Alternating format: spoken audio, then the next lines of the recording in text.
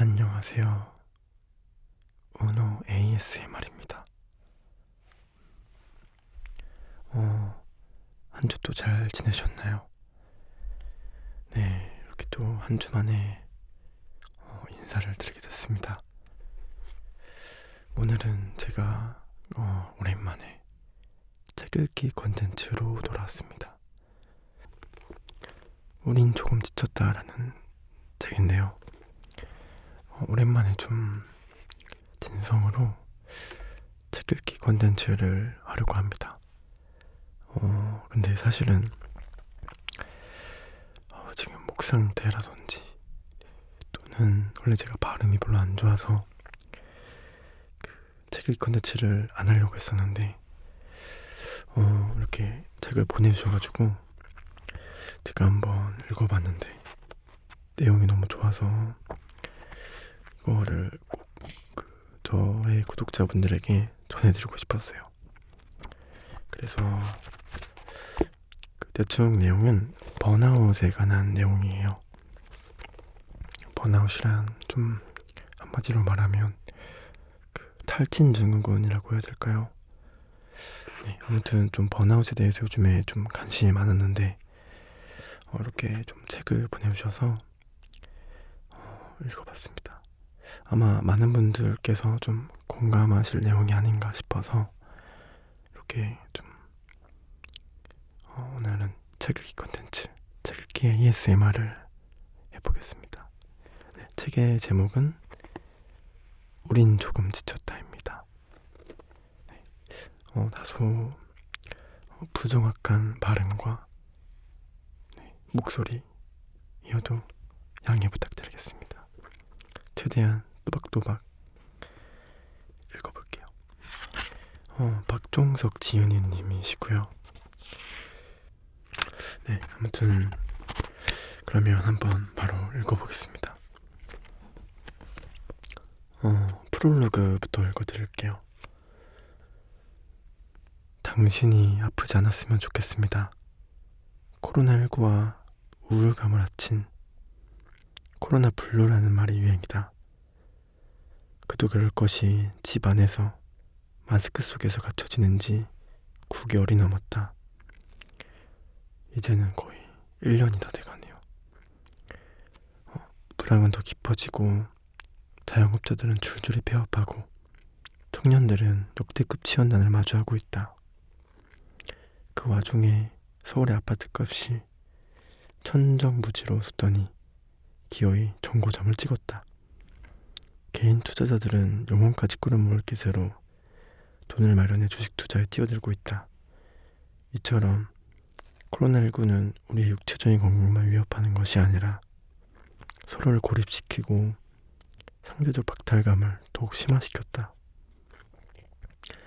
코로나 시대가 만들어낸 그늘과 우울로 우리는 모두 지칠 대로 지쳤다. 이러한 환경에서 누가 번아웃에 빠지지 않을 수 있겠는가? 더욱이 휴일에 해변은커녕 한강공원이나 스타벅스에서 커피를 마시기조차 쉽지 않은 일이 되어버렸다.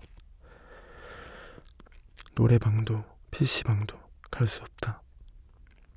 헬스장에서 운동하기도 어렵다. 야구장에 가서 소리 한번 시원하게 지를 수조차 없다. 무엇보다 학생들이 학교에 온전히 가지 못하고 있다. 누구도 피해갈 수 없는 이 힘든 시간을 그저 견디고만 있는 지쳐있는 우리가 걱정된다. 인생의 위기나 전환점 앞에서 두려워할 때 힘내, 걱정하지 마 라고 말해주는 친구도 있고 무엇이라도 도움이 되고 싶은 마음에 실용적인 조언을 주는 친구가 있다. 나는 후자 같은 도움을 주는 친구가 되고 싶었다. 너 자신을 사랑해라. 이겨낼 수 있을 거야. 잘 될 거야. 라는 막연한 공감이 아닌 어떻게 초점을 맞춰 상대의 마음에 다가가고 싶었다. 지질하고 못난 지금 내 모습을 어떻게 수용할 수 있는지, 무너진 자존감을 어떻게 회복할 수 있는지 구체적인 대안을 함께 고민해보고 싶었다.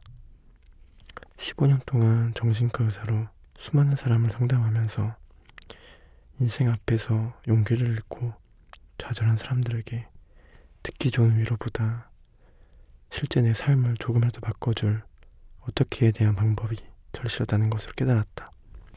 이 점이 내가 책을 쓰기로 마음먹게 된 이유이다.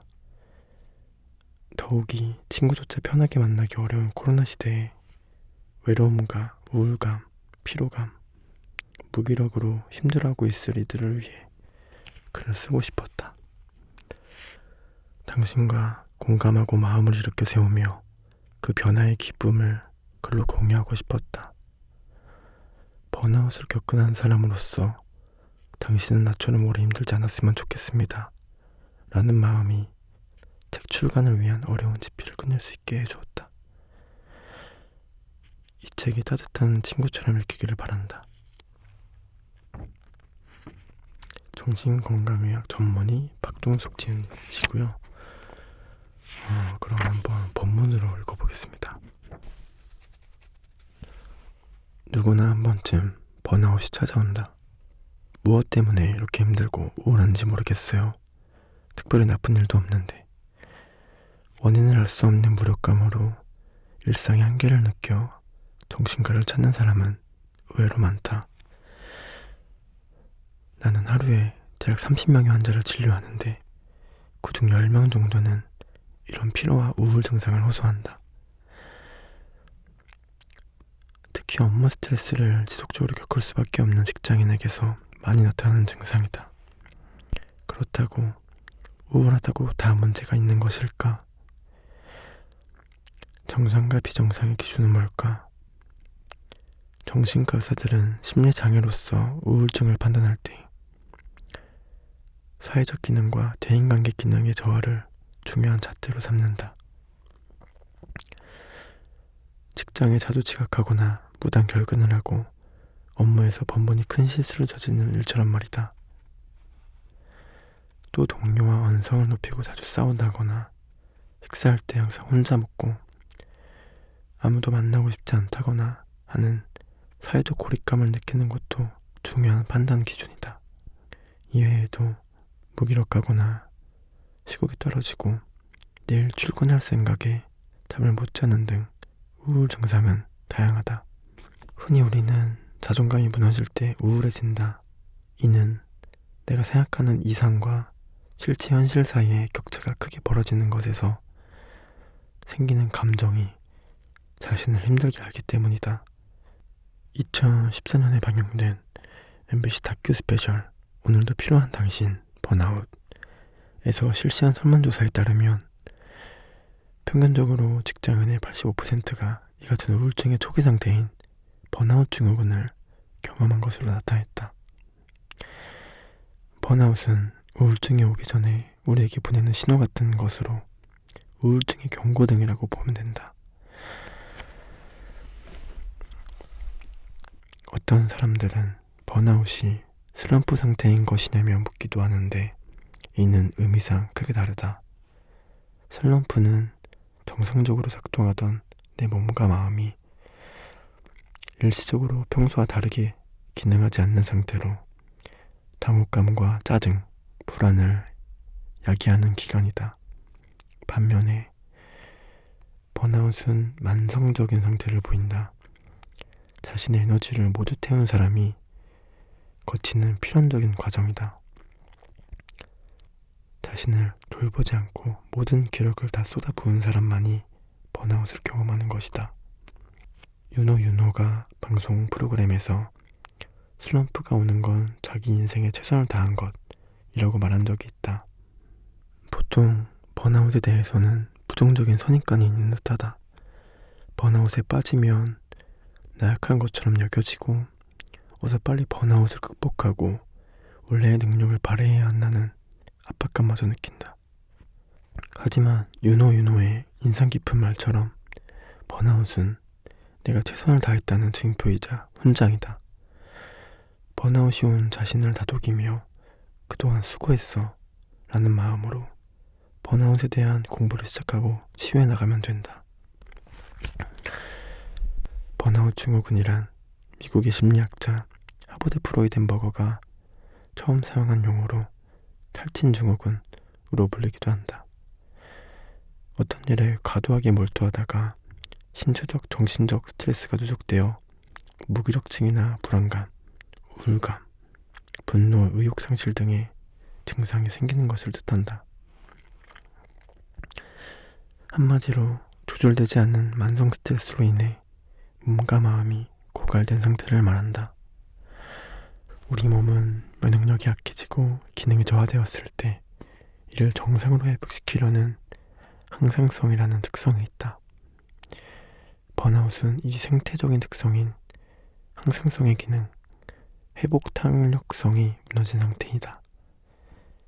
쉬어도 재충전이 잘 되지 않고 우울감과 무기력증이 만성화된 상태인 번아웃 증후군을 겪고 있다면 우리 몸이 지금 내게 전하려는 말이 무엇인지 살펴야 한다. 번아웃은 뇌과학적으로 접근한다면 뇌의 에너지원 역할을 하는 도파민과 만족을 담당하는 보상회로에 이상이 생기면서 스트레스 호르몬인 코티솔이 쌓여 나타나는 증상이라고 설명할 수 있다. 몸을 움직이는 에너지원인 도파민이라는 원료가 바닥나버린 상황이라고 보면 된다. 이렇게 되면 우리 몸은 눈치 없는 주인을 대신해 번아웃의 시그널을 보낸다. 너 진짜 지쳤어. 괜찮지 않아. 라는 메시지를 감정적, 신체적인 신호로 전달한다. 즉, 감정적인 피로를 느끼는 것을 넘어 신체적인 통증이 생긴다.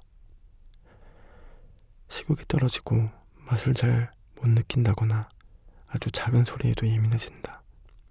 두통이나 근육통이 생기고 심장이 두근거린다. 소화불량과 변비, 설사, 생리불순이 생기기도 하고 하루 종일 기운이 없이 축 늘어지기도 한다. 우리가 처한 환경적 원인도 무시할 수 없다. 인터넷, 스마트폰, 각종 IT 기기로 언제 어디서든 일할 수 있게 되었기 때문이다.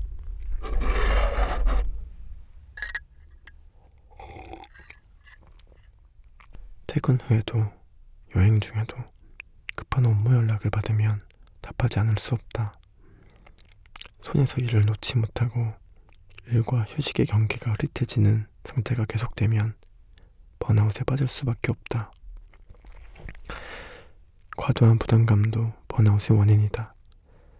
치열한 경쟁을 부추기는 현대사회에서 완벽함을 강요받고 뒤처지지 않으려 애쓰다 보니 강박감에 시달려 결국 자신에 대한 통제력을 잃게 되는 것이다. 이런 상태에 이르면 내가 평소에 잘하던 일도 수행할 자신이 없어지고 어떤 일도 할 수 없을 것 같은 무기력감에 빠진다. 번아웃은 원래 좋아했던 취미나 운동, 게임 등 그 어떤 즐거운 일도 흥미없게 만든다. 감정의 소진이 심해 평소에는 아무렇지도 않았던 일에도 날카롭게 반응하게 된다. 그러나 번아웃이 왔다고 실망하거나 좌절할 필요가 없다. 모든 불행에 의미가 있다고 여겨 과거에 집착하고 하지 말아야 했을 실수를 헤집어 찾는 것도 의미가 없다. 번아웃은 복잡한 생각으로 번아웃된 나를 또 번아웃시키는 행동을 하지 말라는 몸이 보내는 사인이다.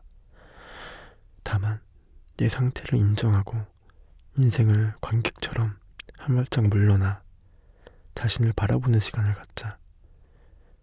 조급함을 내려놓고 나와 만나는 시간을 갖다 보면 번아웃이라는 증상 덕분에 달라진 눈으로 앞을 바라볼 수 있을 것이다.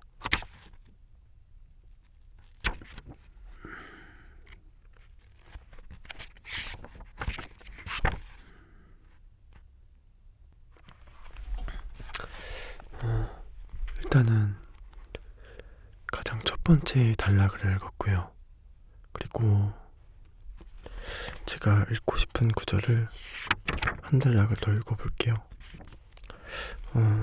오늘도 잠자긴 글렀어요. 일상에서 번아웃을 치료할 수 있는 좋은 방법은 숙면이다. 잠을 푹 자는 것은 매우 중요하다. 수면의 질을 높이기 위해 집에서 할 수 있는 가장 간단한 방법은 자기 직전에 10분 정도 스트레칭을 하기, 이불과 베개 커버를 청결하게 유지하기, 침실 환기하기, 반신욕하기 등이다. 의외로 이불과 베개 커버를 자주 빨지 않는 사람이 많은데 좀 찔리는데요. 그러면 집 먼지 진드기가 배양되어 수면의 질이 떨어진다. 몸과 접촉 많은 이불과 베개 커버는 최소 한 달에 한두 번은 빨아야 한다. 자기 직전에 침실을 5분, 10분 동안 환기하는 것도 중요하다. 자신에게 맞는 온도와 습도로 환경을 조성해주는 것이 필요하기 때문이다. 공통적으로 강조하고 싶은 점은 어떤 방식이든 여러분의 시행착오를 거치면서 자신이 가장 숙면하기 좋은 환경을 찾아내는 것이다. 잠을 잘 자려면 수면 양말이나 수면 잠옷을 입어야 하는 사람이 있고, 가볍고 얇은 소재의 잠옷을 입어야 하는 사람도 있다. 방문을 완전히 닫는 것이 편한 사람이 있는 반면에 약간은 열어둬야 잘 자는 사람도 있다. 또는 소음이 전혀 없어야 잘 자기 때문에 귀마개를 하고 자는 사람이 있는 반면에 음악을 은은하게 틀어놓아야 잠이 잘 오는 사람도 있다. 조명의 밝기 역시 사람마다 천차만별이다. 잠은 우리 인생의 3분의 1을 차지할 만큼 중요하다. 하루에 8시간 잔다고 할 때 90년을 산다고 치면 30년이 수면에 할당된다. 숙면이 없으면 내일이 피곤하듯 아침부터 피로하면 번아웃은 계속되고 악화된다. 그렇게 우리는 잘 쉬는 법, 특히 잠에 대해서 살펴볼 필요가 있다. 잠의 단계에 관해 과학적으로 알아두면 수면의 질을 높여 수면하는 데 도움이 된다. 수면의 1단계는 가벼운 선잠이 드는 단계로 주변의 소리와 자극에 쉽게 반응한다. 뇌파가 서서히 느려지면서 5분에서 10분 정도 유지되고 몸에 진정되어 가는 단계이다. 수면의 2단계는 10분에서 25분 동안 유지되는 얕은 수면 상태를 말한다. 숙면으로 가는 중간 단계라고 볼 수 있다. 위의 1, 2단계를 수면 유도 또는 인면 단계라고 한다. 누워있지만 잠이 푹 들지는 못한 상태이다. 이 단계에서 잠을 깨버리면 잤는데 잔 것 같지 않은 기분을 느끼게 된다. 수면의 3, 4단계는 20분에서 40분 동안 유지되는 깊은 잠에 빠지는 시간들을 말한다. 일명 소파 수면이라고 하는데 외부의 소리나 자극에도 잠을 깨기 힘들고 숙면을 취하는 구간이다. 그 다음 렘 수면 단계는 소파 수면 후 뇌가 오히려 더 빨리 활동하는 단계로 이 시간 동안 꿈을 꾸게 된다. 잠꼬대를 하거나 팔다리를 움직이면서 뒤척이기도 한다. 렘 수면이 길어지면 꿈을 더 길게 생생하게 꾼다. 자고 일어나서도 꿈의 내용이 자세히 기억나는 경우가 바로 이럴 때이다. 수면의 1단계부터 4단계 그리고 렘 수면 단계까지 모든 단계를 한 바퀴 도는데 보통 90분이 걸린다. 우리는 하룻밤 동안 이 수면 사이클을 보통 4-5번 반복한다. 여기서 수면의 질을 결정하는 것은 각 수면 단계의 양과 분포도에 달려있다. 깊고 효율적인 잠을 자려면 렘 수면의 양을 줄고 3, 4단계의 수면량이 늘어나야 한다. 꿈을 적게 꿀수록 깊은 잠을 잘 수 있다는 뜻이다. 또한 수면의 1, 2단계 시간이 짧아질수록 숙면이 효과적이고 중간에 깨지 않는 것이 중요하다. 흥미로운 점은 새벽에 잠이 깰 때 무척 피곤할 때가 있고 상대적으로 덜 피곤할 때가 있는데 이는 서로 다른 단계에서 잠이 깨기 때문이다. 수면의 3단계, 4단계 도중에 잠이 깨버렸을 경우는 몸이 무겁고 피곤하지만 1단계 도중에 잠이 깨어졌을 때 상대적으로 훨씬 가벼운 느낌이 든다. 그럼 숙면을 취하려면 어떻게 해야 할까? 첫째, 매일 똑같은 시간에 잠을 자야 한다. 우리 몸의 수면 시계는 자연스럽게 스스로 균형을 맞추면서 1부터 4단계 렘 수면의 비율을 설정해 나간다. 가장 이상적인 수면 패턴은 수면의 1단계로 시작해 자연스럽게 3, 4단계를 지나 마지막에 다시 1단계에서 깨는 것이다. 이 패턴이 규칙적으로 자리 잡기 위해서는 매일 정해진 시간에 잠들고 정해진 시간에 깨는 것이 중요하다. 둘째, 저녁 이후에는 밝은 빛을 피해야 한다. 오후 10시가 넘으면 집의 조명은 대부분 끄고 컴퓨터의 모니터와 스마트폰도 보지 않는 것이 좋다. 밤에 밝은 빛이 노출되면 우리의 뇌는 아직 낮이라고 생각해서 깨어있기 때문이다. 셋째, 규칙적인 식사를 해야 한다. 수면의 질은 배고픔, 체온, 감정 상태에 많은 영향을 받는다. 이는 곧 시상압으로부터 나오는 테스토스테론과 코티솔, 멜라토닌의 비율이 수면 상태를 결정한다는 의미이다. 규칙적인 식사를 하는 것, 아침을 조금이라도 먹는 것, 야식을 피하는 식습관은 숙면에 무척 중요하다. 특히 아침 식사의 효과가 큰데 아침에 먹는 단백질은 몸 안에서 트립토판으로 분해되어 세로토닌을 만드는 중요한 원료가 된다. 세로토닌이 한 번 더 변형되면 숙면을 돕는 호르몬인 멜라토닌이 되기 때문이다. 아침 식사를 거르면 단백질의 부족으로 트립토판이 부족해지고 우울감을 달래줄 수 있는 세로토닌이 생성되기 어렵다. 그러면 불안감은 더욱 심해지는 악순환에 빠질 수 있으므로 꼭 아침 식사를 해야 한다. 번아웃을 치료하고 건강을 회복하는 데 수면의 중요성은 아무리 강조해도 지나치지 않다. 앞에서도 언급했듯이 우리는 매일 6, 8시간을 잠을 자고 이는 하루의 3분의 1에 해당한다. 1년으로 치면 3, 4달이다. 어떤 사람들은 25년에서 30년 시간을 잠으로 보낸다니 시간이 아깝다고들 한다. 하지만 잠을 자는 그 시간 덕분에 나머지 시간이 더 건강하고 풍요로울 수 있다. 당신이 기대하는 내일은 오늘 밤 몸을 뉘어 잠자는 시간부터 시작임을 기억하자. 오늘은 좀 이렇게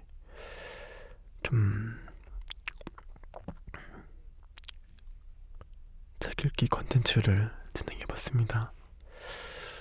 개인적으로 좀 많이 와닿고 그런 책이어서 읽어드리게 되었지만 좀 전달하는 과정에서 좀 의미 전달이 잘 안 되었다면 죄송하고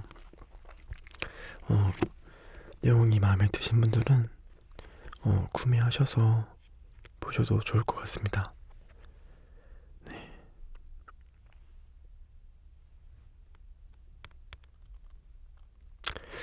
아무튼 그러면 또 한 주 잘 지내시고요.